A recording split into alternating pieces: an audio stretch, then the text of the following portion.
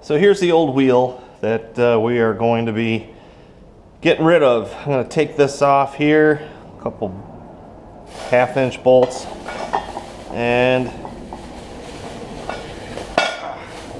a new bolt, or a new pulley here. So this is going to work out great. What happens is these pulleys will wear. It's a good idea to replace them, especially when you can still get the parts. So we're going to transfer this part over on here. We also have our new flange.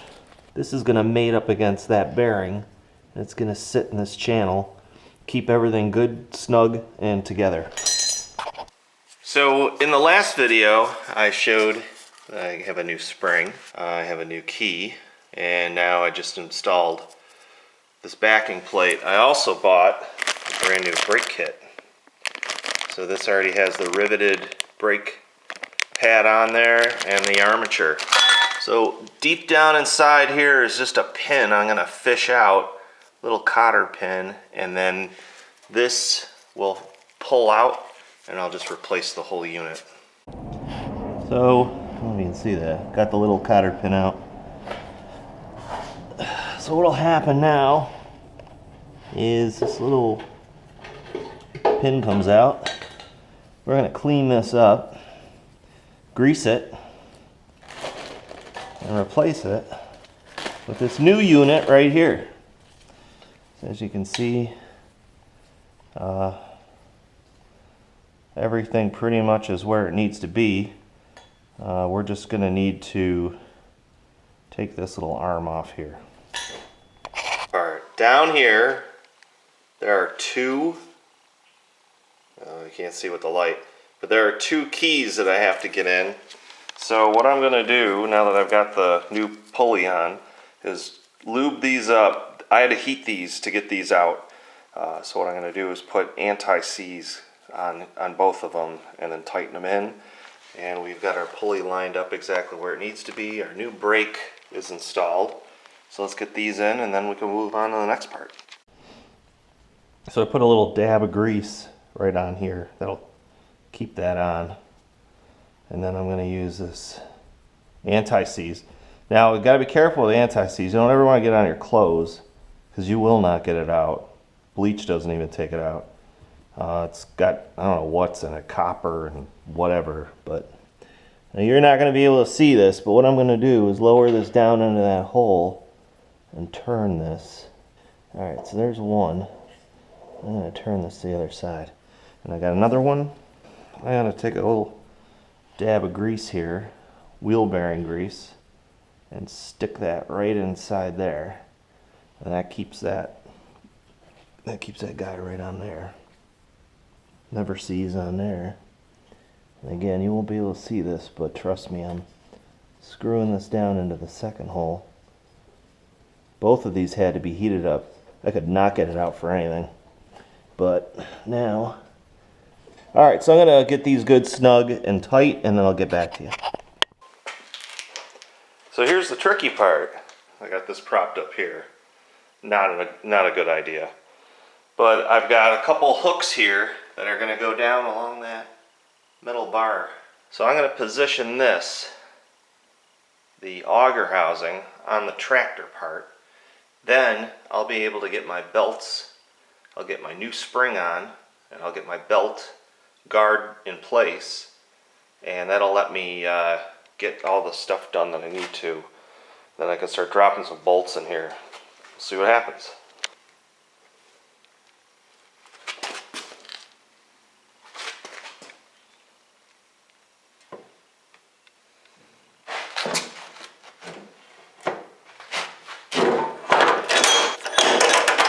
Now what I'm going to do is get some belts on while I can get my hands in here, and then we're going to just basically put these two together. Alright, so now I just want to put my bolt in, and another one holding in on the other side. I put new nuts in. They're a spring nut. So I'm going to snug these down good and tight, and then put the belt on right here, I've already put the drive belt. The drive belt's a 3/8 and the auger belt's a 1/2 inch. I got new pulleys on. We're almost there. I missed the shot, but I thought I'd tell you, easy way to get the belt on is you just get it started and then you grab the pull starter and you just give it a slight twist, and as you start doing that, it'll bite and it's gonna roll that belt right on, and then you just gotta make sure you don't pinch your fingers and you can get it right in there. So now when we depress the clutch lever for the auger, gotta get my little rag out there. When I depress that, that's gonna put pressure on the auger belt, and that I'm gonna test to make sure that's tight. If it's not, I've got plenty of adjustment here, so as that belt stretches, I can move that nut in, moving the pulley in. The other option here is the drive wheel, and as I push down on that, what that's going to do is move that, probably can't see it, but it's going to move that throwout bearing in there. This is constant pressure, so this is going to spin, and then when I want to get going, push on the lever, moves the throwout bearing, and then the friction wheel starts spinning on the plate. So we're going to put the cover on this. Oh, and one last thing. Remember the last video when I was pushing back on the handlebars here? Should not have that kind of response. Remember what the case was doing? Now watch it. Nothing. No movement at all. We got a good solid brand new bearing in there, brand new bearing flanges. We have new pulleys. We've got new auger bearings. We've got new flange bearings on the outside. We're going to put the cover on this and start it up. Alright, everything's been greased up, lubed up, and it's ready to be closed up. Now working on this Ariens ST824 wouldn't be complete without a new knob, because snow blowing with this little ball wrecker right here is a nightmare to when you hit the driveway and all of a sudden it's not good. So we're going to do it right that we like to do here. We're going to put this new knob that we got on here, and it comes with a little grommet. Well, it doesn't come with it, I ordered one, and there it is. And all we got to do is put that on there and tap that home. So I'm going to use 7/16. Well, I bet you that's going to fit perfectly, and it does. And that's on there. Oh yeah, perfect. Perfect. So now we hopefully have some forward gears in reverse. There we go. Beautiful. Let's see if it runs.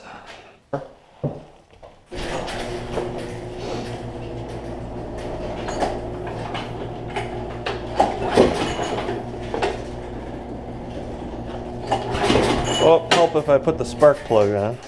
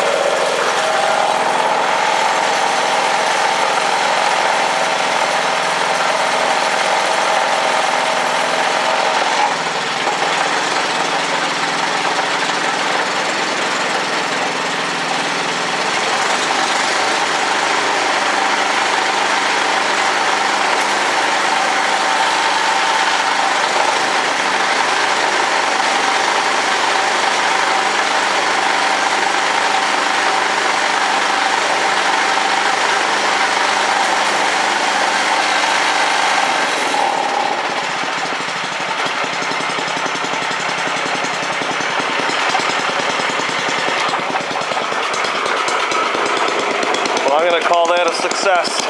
Still have some carburetor. I gotta bring that, I gotta bring that idle up. So that's easy. I'll just adjust the idle jet, and then we'll be good to go. So I want to thank everybody for watching. If you have not clicked the subscribe button, please do so. And if you could please hit the like button, I would greatly appreciate that. Helps me out a lot. Thanks for checking out this video. We'll see everybody in the next upcoming video on next project.